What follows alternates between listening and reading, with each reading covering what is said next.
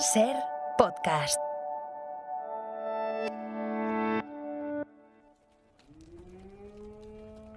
En España existen más de 32 millones de cabezas de ganado porcino, 6,5 millones de vacas dedicadas a la producción de carne repartidas en 115.000 explotaciones, la mayoría de ellas de pequeño tamaño, más de 800.000 vacas para producción de leche. Hay 15 millones de cabezas de ganado ovino, unos 3 millones de ganado caprino.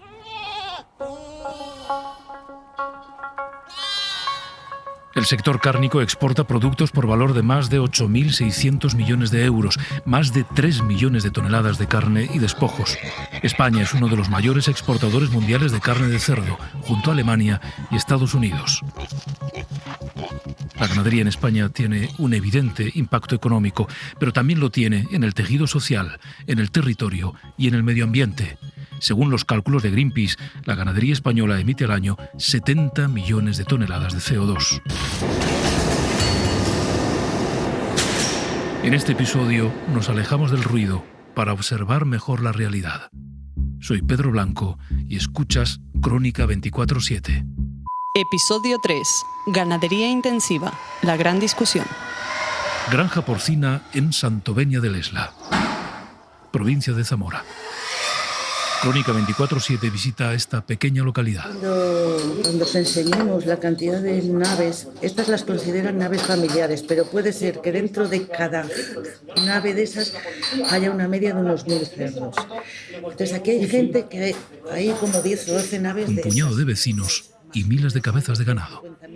En este pequeño pueblo de Zamora viven menos de 300 personas, 33 kilómetros cuadrados rodeados por miles de cerdos. En coordenada hay 6 y 4, 10, 11.000 cerdos. Cuando hace viento, el mal olor se mete incluso en las casas de vecinos como Manolo o Sonsoles. Ay, lo siento, Nada, no se preocupe, por Pero ¿y Dios. cómo huele esto? Pero ¿y cómo huele? Pero es que huele con un cojón. Y luego Ventanas cerradas, la a tope. justificación de los que están a favor. En los pueblos siempre ha habido cerdos. Es olor químico. Y es que junto a estas naves que bordean el pueblo hay grandes piscinas de excrementos en fermentación, los conocidos como purines. Y con eso riegan los campos, que ellos dicen abono orgánico, mis cojones 33, porque son agua de limpiar las naves, aunque lleven desinfectantes y todo, agua más los desechos de los propios animales, pero claro, la metabolización de los antibióticos. Y estos vertidos afectan directamente a la tierra. Bueno, criminalmente. Pimientos, por ejemplo, nada. Los tomates se enferman. Pero el problema es mayor, porque también afectan directamente a las personas. Uno de los pozos que medimos, que está a unos 500 metros de estas granjas de aquí, daba a 12 metros, salía el agua y daba 85 de nitratos. Que ha habido siempre. Casa que es de 15 metros y da 150. Según establece la Unión Europea, si la concentración de nitrato supera los 50 miligramos por litro, el agua deja de ser apta para consumo humano, y pese a ello, a algunos en el pueblo parece no importarles. Y cuando vinieron los de Greenpeace, te digo, a entrevistar a la gente, pues le preguntaron, ¿y el agua? Y no están preocupados. Dicen, lo llevamos bebiendo siempre, o sea, para que veas. La lucha de algunos vecinos no es suficiente y el futuro de Santovenia del Esla gira en torno a las macrogranjas. Esta que escuchan, con cerca de 1.400 cerdos dentro, ha pedido la ampliación para albergar 4.500 y ya hay una nueva en construcción que, según nos cuentan, va a tener 4.000 cerdas madre que van a producir al año casi 100.000 lechones y 17.000 metros cúbicos de purines, el equivalente a casi 7 piscinas olímpicas. Una macrogranja que, según las previsiones, va a consumir más litros de agua que lo que consume el pueblo en un año.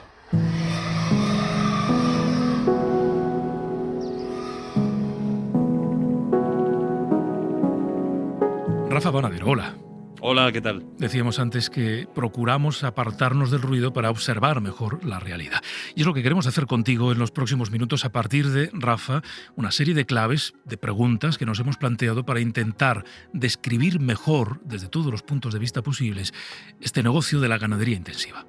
Sí, Pedro, lo que vamos a intentar es dejar a un lado esa tensión interna que ha desatado esa entrevista del ministro Garzón en Unos, en la coalición de gobierno, alejarnos también del uso electoralista que pueden estar intentando hacer los otros, la oposición popular, y en definitiva escuchar a los auténticos protagonistas de esta historia, vecinos de los pueblos, ecologistas, académicos, ganaderos y veterinarios, para intentar entender lo que es lo fundamental, ¿no? De qué hablamos cuando hablamos de macrogranjas, cómo encajan en los diferentes modelos de explotación ganadera, no es lo mismo extensiva que intensiva, y dentro de la intensiva no todo es industrial, qué tienen de bueno y de malo, si están controladas por ley, en saber cómo puede evolucionar el modelo y el sector en general en el futuro.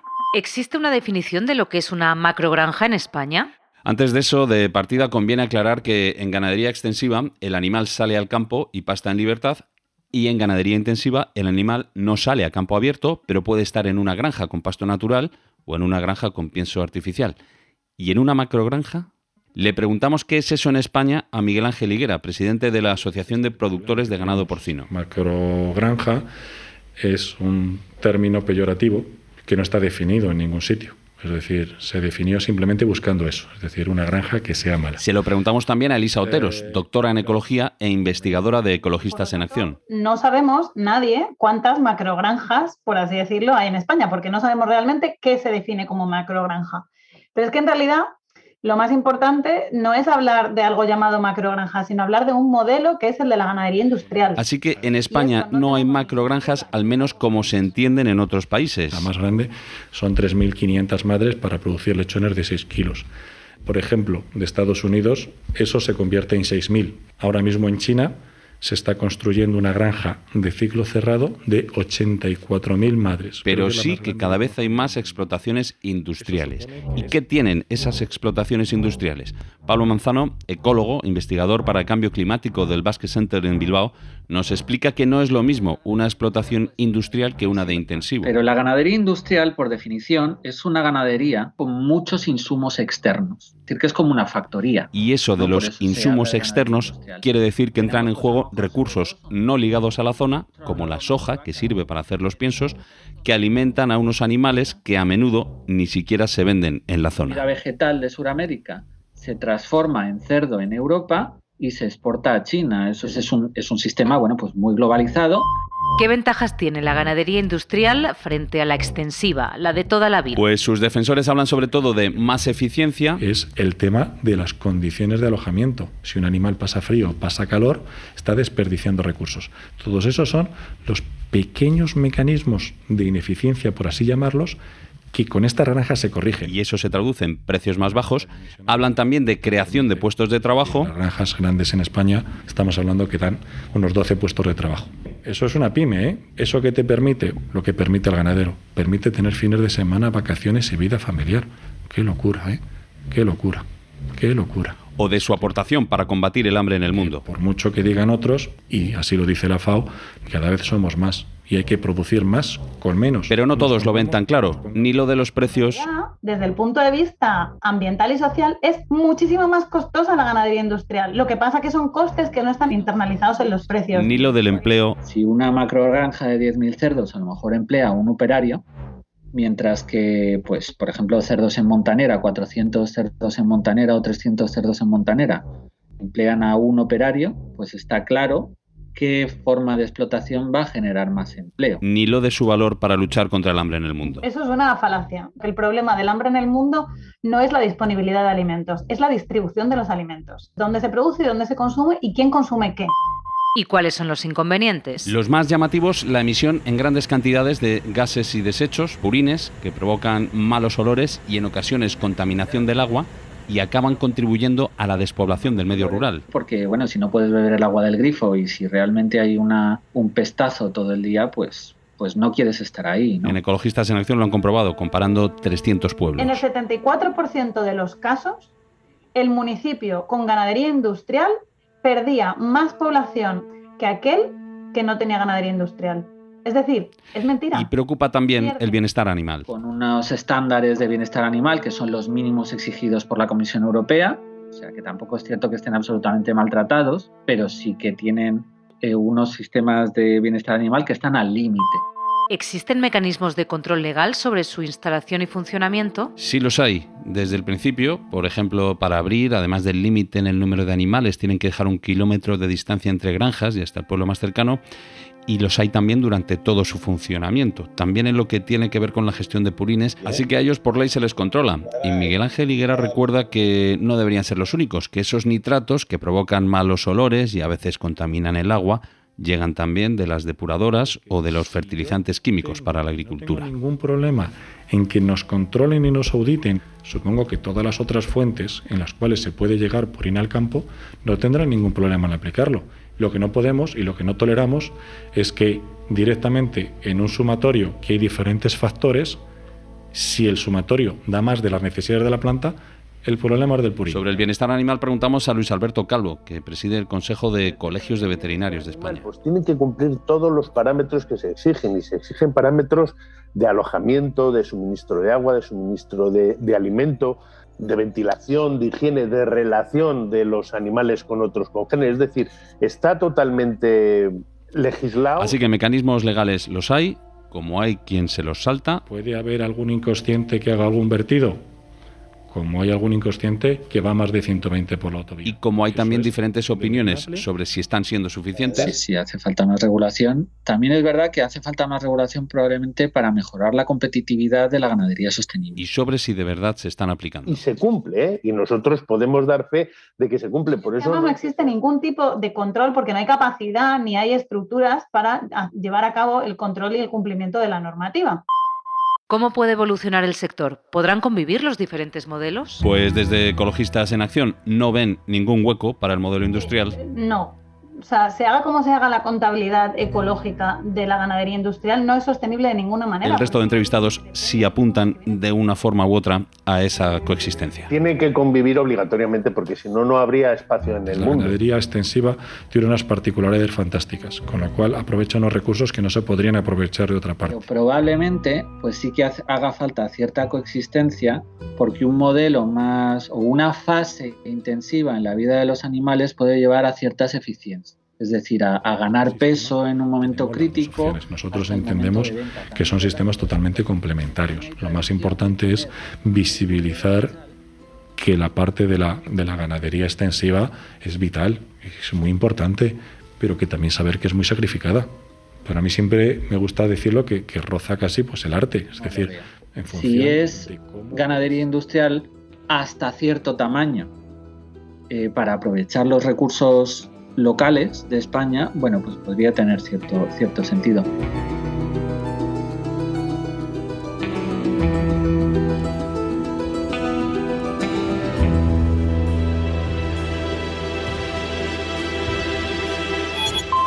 Crónica 24/7. Londres, Begoña Arceola. Las declaraciones del ministro de Consumo que en parte nos han hecho ocuparnos en este episodio de cómo producimos carne, de la calidad de esa carne, de los mercados principales. Esas declaraciones se publicaron en el diario The Guardian, uno de los medios de referencia del Reino Unido. Begoña, un británico medio, ¿cuánta carne consume? Pues mira, el consumo diario de carne roja de los británicos, estamos hablando de cerdo y de vacuno, se sitúa en estos momentos en algo más de 31 kilos al año per cápita. En ese grupo el más popular es el cerdo, pero la carne más consumida es el pollo. Cada británico consume unos 30 kilos al año. Las aves representan la mitad de toda la carne que se consume en este país. La carne, te puedo decir que forma parte fundamental de la dieta británica, pero también en la última década se ha constatado que su consumo ha caído un 17% y esa tendencia a la baja continúa. Actualmente en el Reino Unido hay un 11% de personas que son vegetarianas. De todas formas, también te puedo decir que el sándwich de bacon sigue siendo el tentempié favorito de los británicos sin distinción de clase social. Algún royal ha reconocido que le encantan los sándwiches de bacon. De esa carne, Begoña, ¿cuánta llega desde España? Pues en el 2020 se exportaron al Reino Unido desde España un total de 82.500 toneladas de carne y de productos cárnicos, todo ello por un valor de 285 millones de euros. En la última década, las exportaciones españolas de carne al Reino Unido han crecido un 100,5% en valor y un 70% en volumen. Estos son los datos de ANIS, que es la Asociación Nacional de Industrias de la Carne de España. Es decir, son exportaciones que han ido en crecimiento en los últimos años. El Reino Unido, como muchos de los países europeos, produce una buena parte de la carne que consume. ¿Cuál es el modelo de explotación agraria, de explotación ganadera más extendido, Begoña? Existen allí esto que aquí en España hemos llamado macrogranjas. Sí que existen las macrogranjas y sobre todo las de cerdos y las de pollos. En el Reino Unido las instalaciones con más de 40.000 aves se consideran macrogranjas y en el caso de los cerdos, cuando hay más de 200 cerdos para carne o más de 750 cerdas de cría. Actualmente en el país hay en este tipo de granjas 1.000 de aves y 200 de cerdo, pero es un sistema que está aumentando a pesar de la oposición del público. De acuerdo con la Asociación de la Tierra, el 80% de la gente está preocupada por esta producción industrial de carne al estilo de Estados Unidos y un 40% cree que el sistema debería estar prohibido. La principal razón que se menciona es el bienestar de los animales, seguido también del impacto en el medio ambiente. Desde Londres, Begoña Arce, gracias. Hasta otra. Crónica 24/7. En Crónica 24/7 abrimos nuestra mesa de corresponsales. En Roma, Joan Soles, hola. Hola, ¿qué tal? Berlín, hola, Carmen Viñas.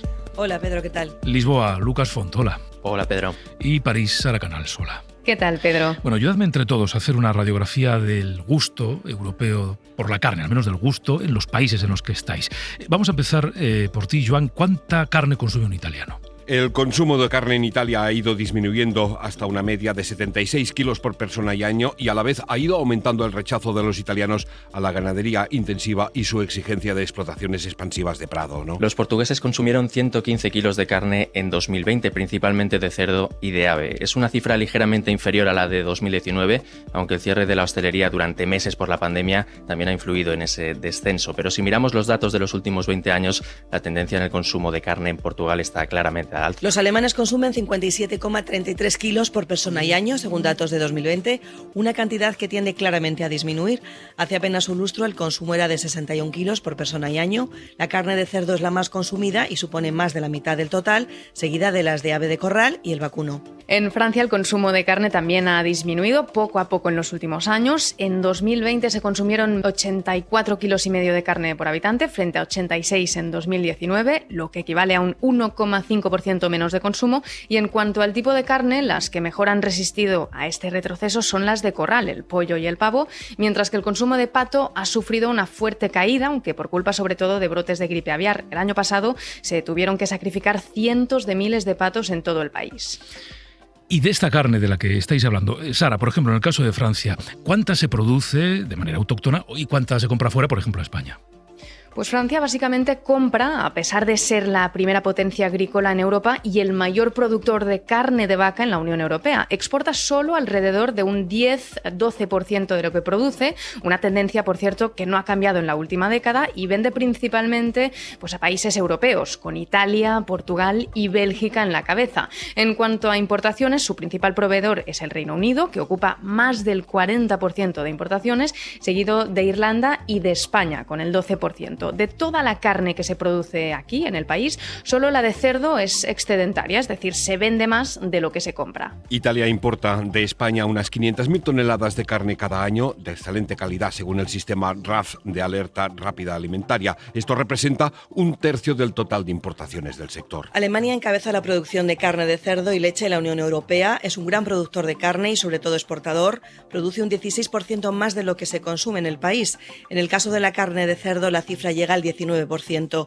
Sobre todo se exporta carne de cerdo y el 75% va dirigido a países de la Unión Europea. Italia es el país consumidor más importante y fuera de la Unión Europea destaca China, país con el que el comercio cárnico lleva años creciendo. ¿Cuál es el modelo de ganadería, Carmen, más común en Alemania? Sí, es una ganadería tradicional que cuenta cada vez con menos explotaciones. En 10 años han desaparecido el 22% de las explotaciones agrícolas con animales. Según la Oficina Federal de Estadística, en 2020 había unas 169.000 explotaciones. En 2010 eran 216.000. Sin embargo, está aumentando el número de cabezas por granja, lo que nos lleva a menos explotaciones y cada vez más grandes.